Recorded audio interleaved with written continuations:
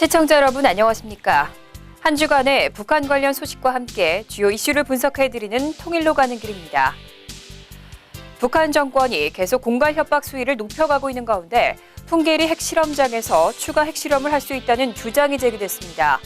북쪽 갱도에서 최근 움직임이 포착됐는데 기존에 만들어진 공간에서 핵실험 가능성이 제기된 겁니다.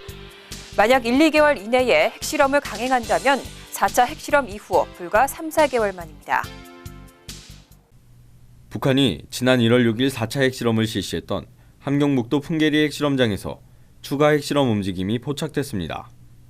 미국의 북한 전문 웹사이트 38노스의 잭리우 연구원은 최근 풍계리 핵실험장을 촬영한 위성사진을 분석하면서 북한이 언제든 추가 핵실험을 할 수 있는 준비를 마쳤다고 평가했습니다. 리우 연구원에 따르면 지난 1월 핵실험이 실시됐던 북쪽 갱도에는 입구를 중심으로 발자국을 비롯해 터널 입구에서 바깥으로 이어지는 배수 장치가 관측됐습니다. 현재로선 새로운 터널 굴착 작업은 없지만 터널 안에서 움직임이 있을 가능성이 제기된 겁니다. 특히 리우 연구원은 지난 1월 핵실험을 실시한 공간은 방사능 유출을 막는 작업이 완료됐기 때문에 사실상 접근이 어려운 상태라는 점을 강조했습니다. 그런데도 움직임이 있다는 건 갱도 내 또 다른 실험 공간이 마련됐음을 추정해 볼 수 있는 대목입니다. 이 때문에 추후 폭발 실험을 위해 이 공간에 고여있는 물을 빼는 등 보수 유지 작업이 진행된다는 가설에 설득력이 있다고 리우 연구원은 설명했습니다. 북쪽 갱도 외에 중앙지원시설과 남쪽 갱도에서도 움직임이 포착됐습니다. 중앙지원시설은 건물을 중심으로 자동차 바퀴 자국과 사람이 지나다닌 흔적 등이 관측됐고, 남쪽 갱도는 터널 입구를 중심으로 제설 작업이 이루어진 사실이 확인됐습니다. 특히 남쪽 갱도는 제설 작업으로 큰 트럭이나 관련 장비들이 통행할 수 있는 상태이며 적어도 추후 실험을 위한 유지 작업이 진행되고 있는 것으로 리우 연구는 파악했습니다. 한편 이번 위성사진 분석에서 서쪽 갱도에서의 움직임은 포착되지 않았습니다. 폐석 더미의 크기는 마지막 굴착 작업이 있었던 2015년 11월 이후 그대로인 것으로 확인됐고, 발자국이나 터널 입구를 중심으로 한 제설 작업도 없는 것으로 보인다고 리우 연구원은 밝혔습니다. 이와 관련 통일부 정준희 대변인은 3월 21일 정례 브리핑에서 5차 핵실험 징후가 보인다고 하는데 통일부는 어느 정도 파악하고 있느냐는 질문에 정부는 모든 가능성에 대해 대비를 하고 있다고 밝혔습니다. 정 대변인은 지금 당장이라도 핵실험이 이뤄질 수 있다고 보는 근거에 대해서는 과학적인 근거가 있다며 북한의 지도부가 핵실험을 공언한 바가 있기 때문에 지도부의 결심에 따라서는 언제든지 핵실험을 실시할 수 있다고 설명했습니다. 문상균 국방부 대변인도 같은 날 정례 브리핑에서 북한이 추가 핵실험을 위한 준비를 마친 것으로 보인다는 미국의 북한 전문 매체 38노스의 보도에 대해 북한은 지도부의 결심에 따라 언제든지 핵실험을 할 수 있는 상태를 유지하고 있다고 말하고, 이러한 측면에서 우리 군은 한미 정보당국과 함께 그러한 동향들을 면밀하게 감시하면서 대비하고 있다고 언급했습니다. 한편 미국 의회조사국과 싱크탱크 전략국제문제연구소에서 오랫동안 북한을 연구해온 레리 닉스 박사는 현지 시간 21일 워싱턴에서 RFA와 가진 인터뷰에서 북한 핵실험장의 활동 증가를 보여주는 위성사진 정황을 보면 향후 6주에서 8주 사이 북한이 5차 핵실험에 나설 가능성은 충분히 있다고 주장했습니다. 통일로 가는 길, 정세진입니다. 북한 지상군 2개 부대가 시리아 내전에 참전했다고 합니다. 러시아 타스 통신은 북한 부대가 정부군 편에서 미국 등 국제연합군의 지원을 받고 있는 반군과 맞서 싸우고 있다고 보도했습니다. 2011년 4월 시리아에서 내전이 시작된 이래 북한 정권이 다양한 방식으로 바샤르 알사자드 독재 정부를 돕고 있다는 주장은 여러 차례 나왔는데요. 지상군 파병 사실이 알려지기는 이번이 처음입니다. 타스 통신은 3월 22일 시리아 반군 대표단인 고위협상위원회 아사드 알 주비 위원장이 2개의 북한 부대가 시리아에 있고 부대 이름은 철마 1과 철마 7이다라고 말했다고 전했습니다. 주비 위원장은 스위스 제네바에서 유엔의 중재로 열리는 시리아 평화회담에 참가 중이며 내전에 참가한 외국 병력을 설명하는 과정에서 이같이 밝혔습니다. 러시아 스푸트니크 통신도 주비 위원장이 북한군 부대가 치명적으로 위험하다고 발언했다고 언급했습니다. 북한군 파병이 사실일 경우 독재 체제 유지를 위해 반군뿐만 아니라 무고한 민간인에게까지 화학무기 등을 퍼부었으며 인권 유린을 하는 아사드 정권을 실질적인 군사력으로 지원하고 있다는 점에서 국제사회의 지탄을 피하기 어려울 것으로 보입니다. 북한은 지금까지 해외 분쟁에 지상군을 파병한 전례가 없어 부족한 달러 조달을 위해서 용병 수출에 나선 것이 아니냐는 관측도 나오고 있습니다. 북한은 1960년대 베트남 전쟁 때에도 월맹에 조종사와 수송병력을 파병했을 뿐입니다. 이후 내전 중인 아프리카 각국에 특수전 교관들을 보낸 전례는 있지만 직접 참전은 피했던 바 있습니다. 전투에 가담한 북한군의 정확한 규모는 확인되지 않고 있습니다. 한국 정부 당국자는 북한 특수부대가 실제로 파병됐다면 한 개 부대가 10명 안팎으로 규모가 크지 않을 것이라며 현재 자세한 내용을 파악하고 있다고 말했습니다. 2015년 4월 시리아 남부 다라에서 활동하는 반군인 아무드 후라는 생포한 정부군 측 민병대원 4명의 모습을 유튜브에 공개하면서 한 명은 코리안이라고 설명했습니다. 반군이 코리안으로 지목한 머리를 짧게 깎은 남성은 전형적인 한국인 모습의 20대 중후반으로 보였다고 합니다. 이 청년이 북한 군인일 것이라는 관측이 유력했지만 반군이 동영상 촬영 후 처형돼 더 이상 화제가 되지는 않았습니다. 통일로 가는 길 전상입니다. 한미 양국 외교당국은 고위급 채널을 가동시키고 대북 제재를 효율적으로 실행하기 위한 협의에 착수했습니다. 양국은 유엔 대북 제재와 함께 해외 근로자 송출을 통한 외화벌이 차단 등 독자 제재를 강화하는 방안에 대해 의견을 교환했는데요. 한미 양국 차원을 넘어서 동남아, 유럽까지 대북 제재 관련 협력의 폭을 넓히기로 합의했습니다. 김홍균 외교부 한반도 평화교섭본부장은 3월 21일 데니얼 프리드 미 국무부 제재정책조정관을 만나 제재 및 압박 관련 방안을 논의했습니다. 프리드 조정관의 방안은 2월 23일 제니퍼 파울러 미 재무부 테러자금 금융범죄 담당 부차관보, 3월 3일 앤드루 켈러 미 국무부 금융제재 담당 부차관보에 이어 한 달 사이 세 번째 제재 담당자의 방문입니다. 외교부는 이날 협의에서 유엔 안보리 결의 22705의 충실한 이행, 각국의 독자 조치, 국제사회의 압박을 상호 추동시켜 대북 압박을 전방위적으로 강화하는 방안을 논의했다고 밝혔습니다. 3월 2일 유엔 안보리 결의 채택과 16일 미국의 행정명령 발효에 따른 구체적인 이행 방법에 논의에 초점이 맞춰졌습니다. 행정명령에 명시된 북한 근로자 해외 송출과 관련해 이들을 채용한 중국, 러시아도 제재 대상이 되느냐는 질문에 프리드 조정관은 행정명령이 노동 착취를 다룰 수 있는 광범위한 권한을 부여했고 필요하면 이를 행사할 수 있도록 했다고 말했습니다. 이에 따라 북한 근로자를 채용한 국가도 미국의 제재를 받을 수 있음이 확인됐습니다. 프리드 조정관은 기자들에게 벨기에 브뤼셀에서 유럽연합과 대북 제재 결의 및 북한 관련 우려 사항을 협의하고 오는 길이라며 미국의 제재 협의가 아시아 지역에 국한하지 않는다고 언급하기도 했습니다. 이날 협의에는 김 본부장의 카운터파트인 성김 미 국무부 대북정책 특별대표도 함께 했습니다. 한미 북핵 육자회담 수석대표 간 만남은 김 본부장이 미국을 방문한 11일에 이어 열흘 만에 두 번째입니다. 김 본부장이 3월 18일과 19일 중국을 방문해 우다웨이 중국 외교부 한반도 사무 특별대표와 회동한 결과를 놓고 한미 간 조율이 필요했기 때문인 것으로 관측됩니다. 중국이 한미 중 3자 협의에 개방적인 태도를 취함에 따라 실제 협의로 이어질지 주목됩니다. 정부 당국자는 지금은 대화가 아니라 제재를 해야 한다는 점, 북한을 대화로 끌어내기 위해서라도 단호한 제재가 필요하다는 점에 중국도 의견을 같이 하고 있다고 언급했습니다. 통일로 가는 길 권미숙입니다. 대북 제재의 영향으로 북한에서 사치품인 고급 양주 가격이 터무니없이 비싼 가격에 책정된 것으로 나타났습니다. 관광객 유치를 통한 외화벌이에도 차질이 빚어지고 있는 것으로 확인됐습니다. 이런 사실은 최근 북한을 다녀온 한 러시아 연구원의 조사 결과를 통해 밝혀졌습니다. 마식령 스키장은 북한이 대북 제재를 뚫고 스위스에서 리프트 장비와 스노모빌 등을 들여와 논란이 됐던 곳입니다. 그런데 제재 효과는 의외의 분야에서 확인됐습니다. 북한은 외국인이 주로 이용하는 마식령 호텔의 룸서비스 가격을 꼬냑 레미 마르탱 엑소 한 병에 북한돈 74,300원, 시바스 리갈 위스키 21년산은 북한돈 63,300원이라는 터무니없이 비싼 가격으로 각각 책정했습니다.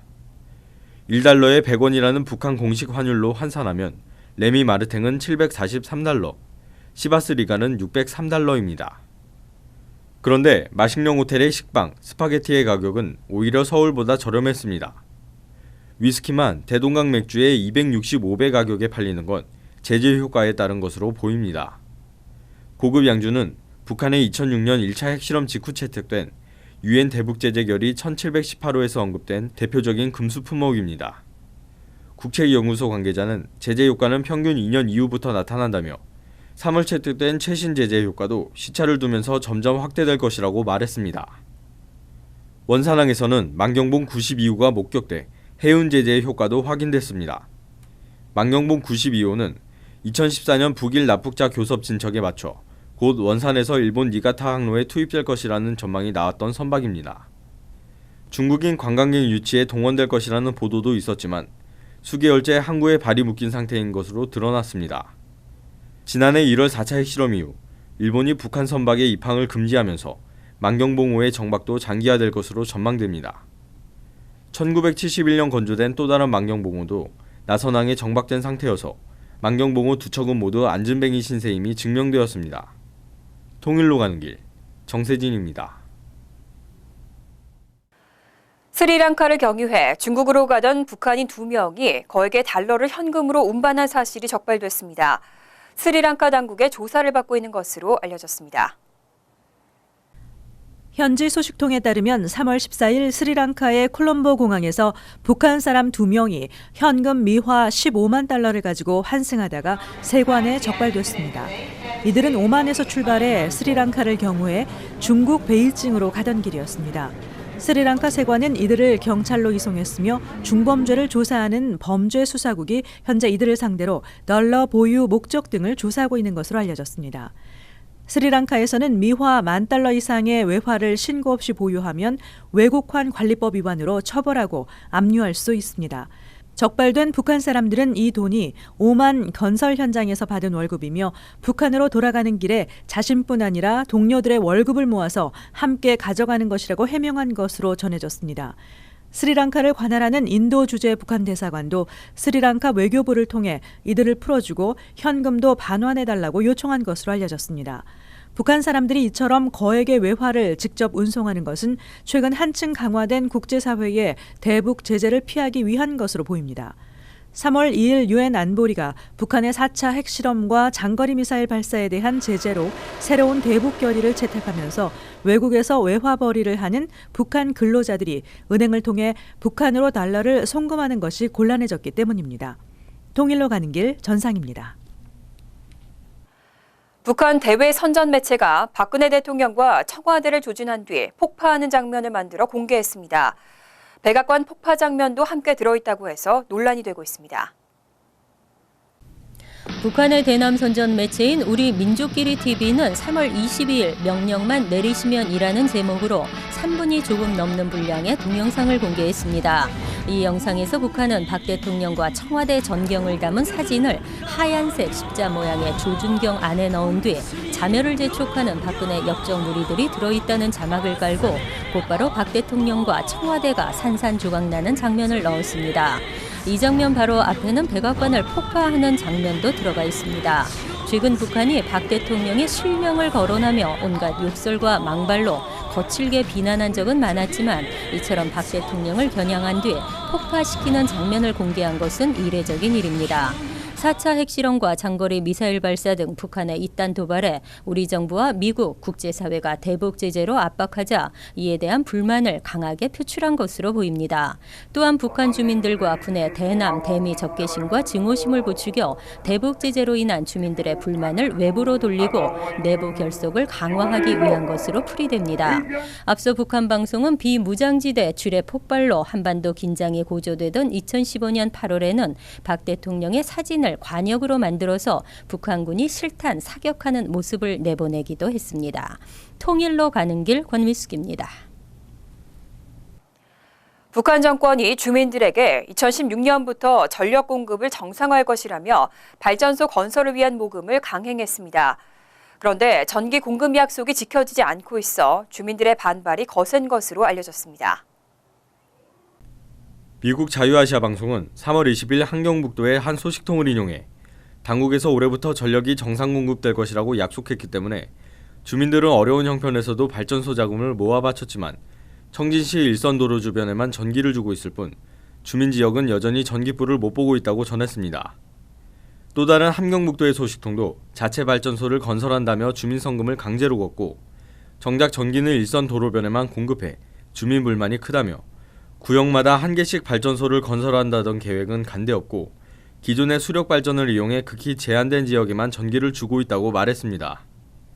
그러면서 현재 전력은 하루 20시간씩 김일성 김정일 동상이 있는 포항광장을 가로지르는 포항구역과 신암구역의 도로변에만 제한적으로 공급되고 있다고 설명했습니다. 이어 그나마 포항구역과 신암구역 등 일부 지역에 공급되는 전기 사용료는 1시간에 북한돈 10원이라며 한 달 사용료가 6,000원으로 군수품 공장과 특급 기업소를 제외하면 일반 노동자의 한 달 노임을 넘는 금액이라고 말하기도 했습니다. 한편 주민들은 앞으로도 당이 방침을 핑계로 얼마나 많은 자금을 강요할지 걱정하고 있는 것으로 전해졌습니다. 소식통들은 최근에는 당 7차 대회를 성과적으로 치르기 위한 70일 전투가 진행되고 있는데 여기에 제시된 과제들은 모두 주민들을 착취하기 위한 수단이 되고 있다고 폭로했습니다. 통일로 가는 길, 정세진입니다. 안타까운 소식 한 가지 전해드리겠습니다. 북한에 있는 가족과 상봉하겠다고 신청한 한국의 이산가족 13만 838명 가운데 6만 5,922명, 50.4%가 사망한 것으로 집계됐다고 합니다. 시간이 갈수록 꿈에 그리던 가족을 만나지 못하고 세상을 떠나는 분들이 많아지고 있습니다. 이산가족 정보통합 시스템에 따르면 2월 29일 현재 신청자 가운데 사망자는 65,922명, 생존자는 64,916명입니다. 남북이 이산가족 문제를 해결하지 못한 채 60여 년을 허비하는 사이 결국 사망자 수가 생존자 수를 넘어선 것입니다.